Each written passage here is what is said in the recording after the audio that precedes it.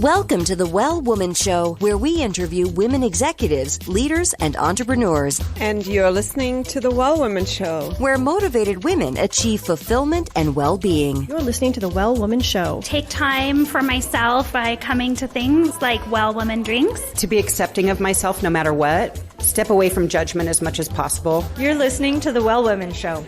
You're going to be in for a good ride. I don't regret anything. Everything I've ever done, I've learned from it, one way or another, good or bad. Being a little bit selfish for yourself, put your own oxygen mask on first and then give what's left. I'm a woman. I would prefer to tell my own story. My story, though it's very personal, is universal. You're listening to the Well Woman Show. And now your host, Giovanna Rossi. Hi, Giovanna Rossi here, and welcome to another episode of the Well Woman Show, where I interview women leaders, executives, and entrepreneurs about their lives and their road to becoming and being who they are today. Are you at the top of your game professionally but feeling burned out, or finding it hard to focus on your goals, or unfulfilled personally? Or are you in transition, simply juggling so many things you find it hard to take care of your own needs? Well, you're not alone. We all need to activate the 4 universal superpowers. These are the internal strengths and abilities we all already have but don't use all the time. Superpowers can be cultivated, and they include awareness, intuition, action, and acceptance.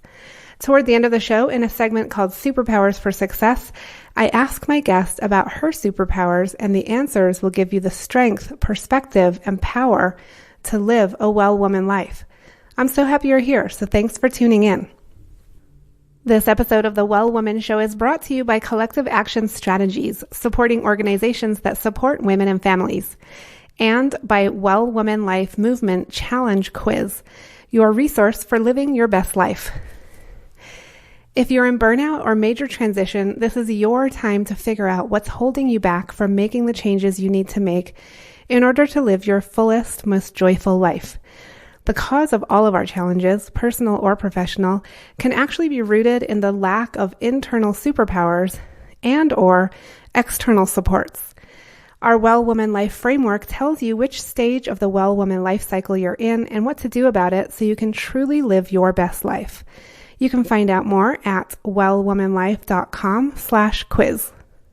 I'm so thankful for support from Natural Awakenings magazine in New Mexico, a monthly green, healthy lifestyle publication, and for support from High Desert Yoga, promoting optimum physical health, clarity of mind, and spiritual inspiration for all. Hello, well women. I'm coming to you from Atlanta, Georgia.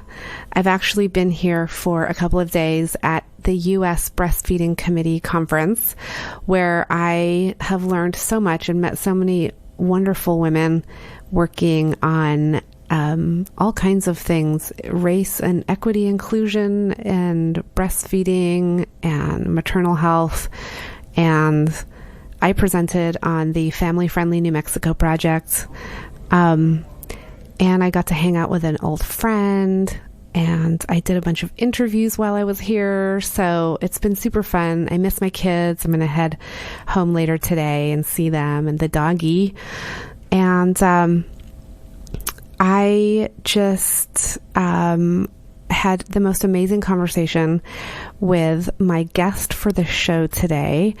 Well, first of all, I'll tell you about her. Jenn Roberts is an educator, facilitator, and mother who brings over 15 years of experience and passion in race and equity work. She began her career in education, teaching 3rd grade in Chicago public schools. After teaching, she went on to support new teachers in the classroom, develop curriculum for new teacher certification, and train school leaders in best practices in human capital.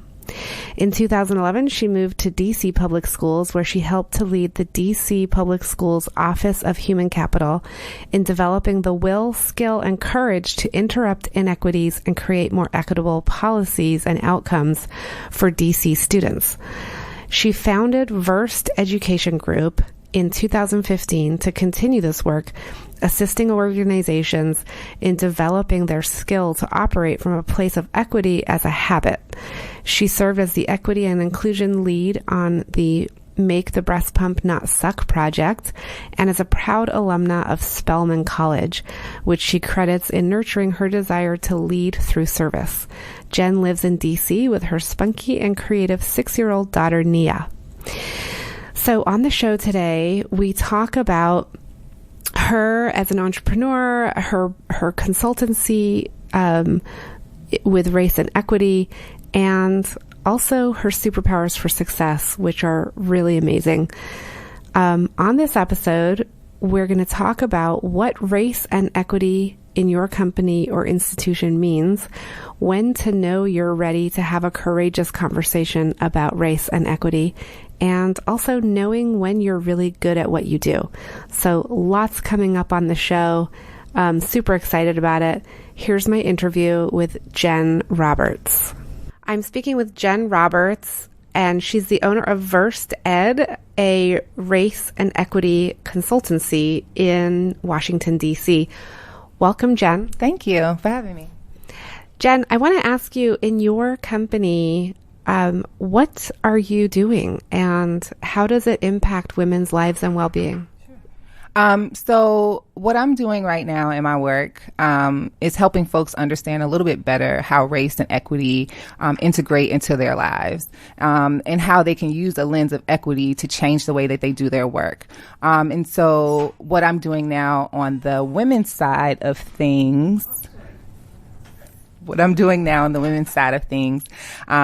birth justice is some of the work that we did with the Make the Breast Pump Not Suck project. So really helping communities understand how they can design intentionally for equity, really think about race and gender and sexual orientation in that, and design their innovations or their solutions or their problems in a way that is intentionally designed to impact the landscape that we see today and really change the status quo and really interrupt oppression and inequity that we're seeing in our country today. Okay, and what kind of clients hire you to do that work? Oh, I have a variety of folks. So obviously I worked with the breast pump folks, and that's out of MIT, but I work with school leaders at schools, mostly public or charter schools. I work with organizations who are education facing. So they provide services to different urban districts. And so I work with them as they provide those services to school districts. And then I also work with just business owners. So, chambers of commerce, people who have their own small businesses, anybody who is interested in really changing the way that they operate can be, I guess, a client of mine. And do they come to you already knowing what they need? Or is it sometimes a process and then they find you and sort of figure it out? I think they come to me thinking they know what they need. I think people come to me with very good intentions. If they get to me, it's usually because they've decided that they know they need to talk about racial issues or gender issues or equity issues. They don't always think they have an issue, even though things are showing up in their results at their organizations. But through processes of talking with lots of the folks at their organization, really getting to know how the organization operates, I can help them see maybe some of the things they can't see right now. So what are some of the biases that might be blinding you to the choices and the decisions you make with really good intentions that then have impact that you weren't expecting? And so they don't always know when they get to me, but usually by the time we're done, they know. Mm-hmm. Yeah, I mean, it's just fascinating because I think a lot of organizations might not actually get to your doorstep that need to. And so how do you reach those folks? Yeah, I'll be honest, the majority of my work comes from word of mouth. So working with organizations that then realize their practices are changing. And so then they reach out to someone else and say, hey, like, you should contact her. We're doing things differently, Other folks, I would say in the first 3 years of my business, it's been more of like fine tuning things and making sure that I'm picking the right clients who are ready to do the work, because everyone's not ready, I think, to do the work in this way. And so you really have to be willing to be vulnerable. You have to be willing to not get so sensitive about hearing that you might be messing up. And everybody's not in a place that they're ready to hear that, particularly leaders. And especially if you're a leader who built the organization, it's hard to then hear that the thing that you built might not be producing like the best results. So you have to build relationships with folks, and it takes some time. But that also is then why folks will recommend people to me. I will say, like, in this next 3 years, one of my bigger goals, especially after being involved with MIT, is to make my work more public to folks and help people really see case studies of things that are working, and like really help them understand what are some things I can do on my own, and then when do I need to like go find somebody to help us make the next step. Okay, and give me an example of something kind of tangible that you would sort of work on. Like, what is doing the work, and what does that look like? So something very simple, I think, is something that I heard recently from a speaker at a conference that we were attending, and that is about really checking your own first thoughts about people. So often when we get into work situations or in public situations, we've been fed so many messages that we don't even realize about, particularly about marginalized communities, that we make decisions that we don't even realize are having a bad impact. And so if we can really get to the point where we can check our first thoughts, analyze them a little bit before we say something or do something. Those are things that I tell folks to work on all the time. Like, who are you hanging around with? Like, who's in your circle? Like, who do you know? If everybody looks like you in your circle, how can you venture out and find new people and new perspectives? Like, that's something we all could be doing every day. And that really then opens your mind to be able to see, like, oh, I thought I was doing something really great. And like, I'm now talking to these folks that live in these communities or who have experienced these things. And I realized that this great decision I had actually is not helping the very person I want to help. And so that expanding of your network, that checking of your own first thoughts are like things that I would say are concrete that we all could be doing every day. Okay, and companies and institutions, of course, are made up of individuals. So doing that individual work is super important. But what about some of the systems level work? What does that look like? Yeah, so the systems level work really is about changing mindsets about how work is done. And I'll give you an example from the breast pump project, because I think we really embodied how you do systems change in a way that's effective. And what that looks like is outside of the individual work, which is extremely important.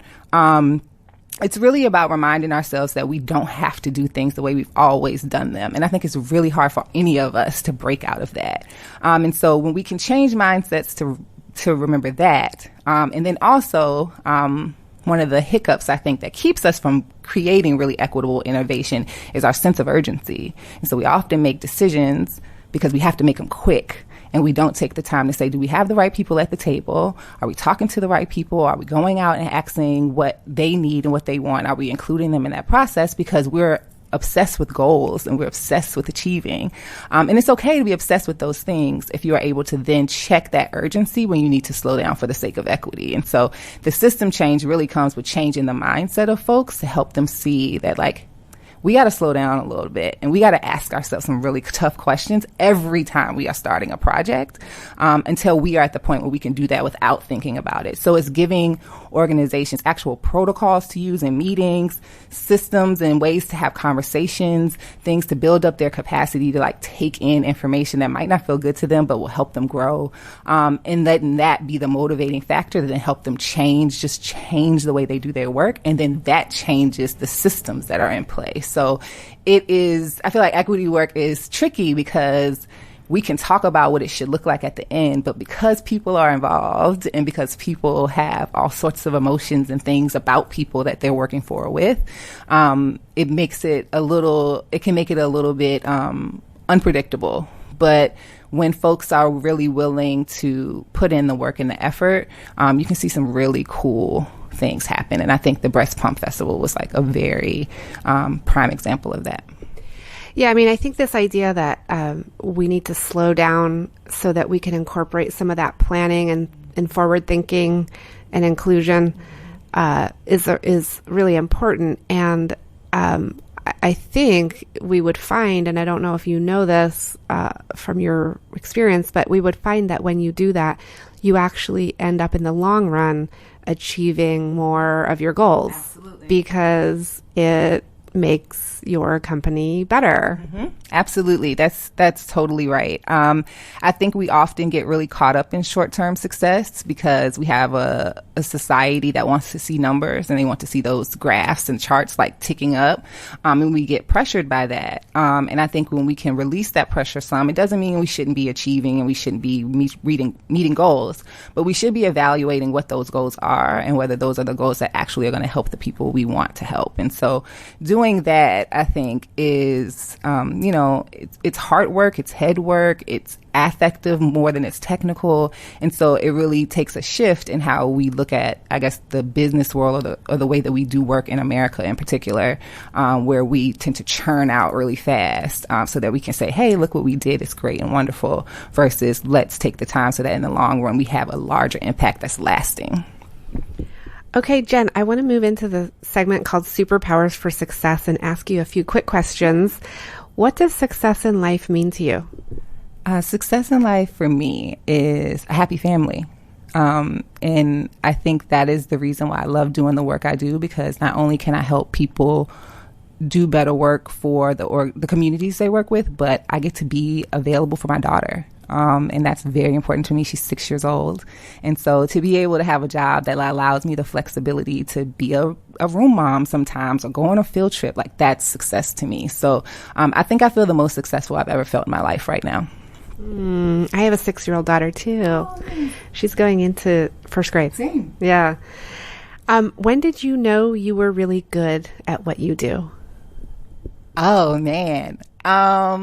Really good? I'm still wondering sometimes, but no, I think I knew probably about 10 to 12 years ago, I had who I would say is the best manager I've ever had. She had a way of finding the best in people, things that they didn't even know they were good at, and like pulling that out. And so becoming a facilitator was nothing that was ever on my radar until she approached me and was like, you're good at this, like you should do this. And she gave me the skills and the tools and the feedback to get me better at it, and it changed the trajectory of my career. And so I think at that point I was like, oh wait, like you've always been talking, like you just needed someone to tell you that you're actually good at planning and facilitating things. And so I would say that's when I knew I was good. When I knew I was really good was probably when I decided to leave my very comfortable 9-to-5 and start a business. And I wouldn't have done that if I didn't think I was really good. So I still have my moments where I'm like, you could do better. But when I step back, I'm good. Yeah. It's like that internal just knowing, like you're like, I'm really good at this and I'm going to do it. Yeah. It's so funny because I asked this question to a lot of guests and a lot of people reflect on external validation, right? Being told that they're good at something, which is super important and helpful. And then there comes a point where you just know it inside of you. Yeah, I think that's so true. And I think with women, we have a hard time sometimes like listening to that voice in us. I think it's there a lot sooner than some of us hear it, telling us like, you're good, like, you know what you're doing, like, go with that. But I think when you think about our society, you have patriarchy, you have racism, you have all these things telling you you're not good enough, like, you really have to be confident in yourself to like push all of those things out and say, no, I know for a fact I'm good. And I have days where I am jumping out of bed like, absolutely, girl, you're the bomb. And then I have days where I have to check myself on it and need a little external validation. And I'm happy that I have people in my life that like can recognize that in me and like see that when I need it and be like, girl, you have it, like you got it, you know? So my village is very important with that too. That's such an important point, and being able to reach out to that village when you know you need to and not sink into the depths of like, which we all can do. Okay. Can you describe a personal habit that contributes to your overall well-being? I would say, this is probably going to sound funny, but food.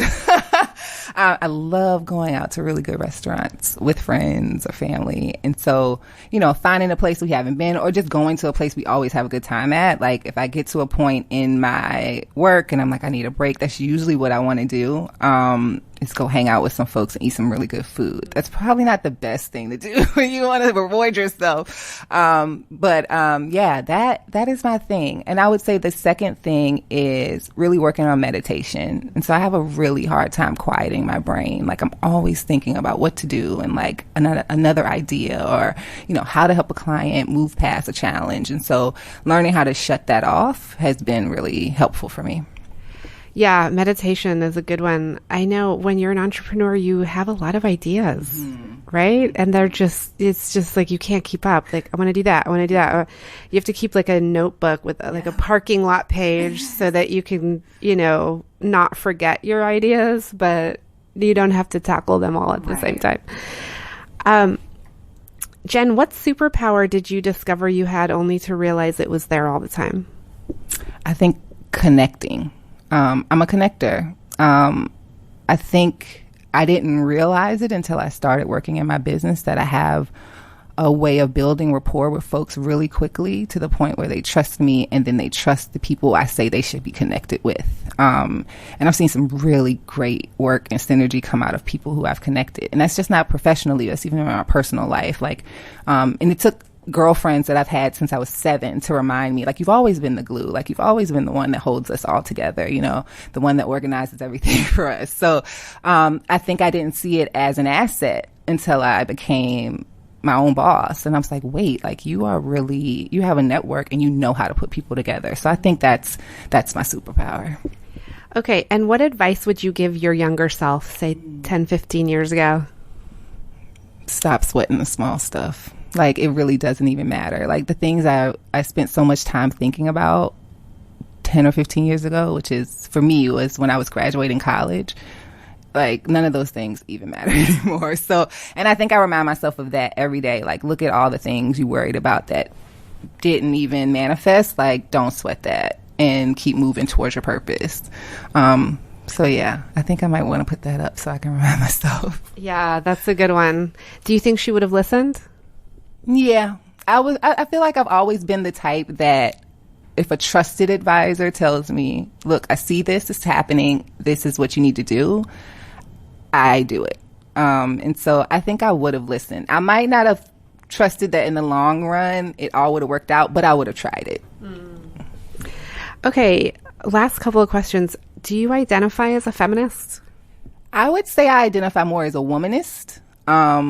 And so I look at the world through the eyes of a Black woman. So it's really hard for me to separate that intersectionality of being a woman and being Black. And so the womanist theory kind of I connect with a little bit more than feminism, because feminism hasn't always been inclusive of people of color.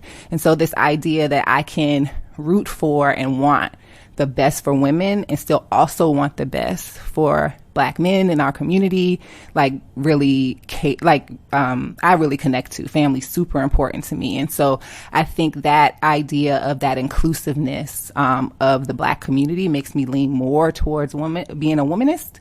But I definitely identify with the feminist work, and I would say that the work that we've been doing on the breast pump is definitely feminist aligned work. But personally, I think I align more to being a womanist. Okay, last question, Jenn. What are you reading right now? What's on your nightstand? Ooh, I would say less about what's on my nightstand, what's on my Audible, because it's hard to read these days. But I am finishing up American Marriage by Tayari Jones. She's actually a Spelman sister, because I went to Spelman College. The book it's a fiction book, and I don't have a lot of time to read fiction. So in the summertime, I usually pick a fiction book, and it's so good. About a couple, and the male partner gets accused of rape and gets sent to jail, and it's about their relationship and their very new 1-year marriage when he gets sent away to jail, and the decisions they both have to make about whether they want to keep their relationship or not. It is, and it takes place in Atlanta, which is a place that I, by going to school here, my formative adult years were here. And so reading about places that I know about and these people who seem so real to me, it's an excellent book. I'm almost done. So yeah, I would recommend it to anybody.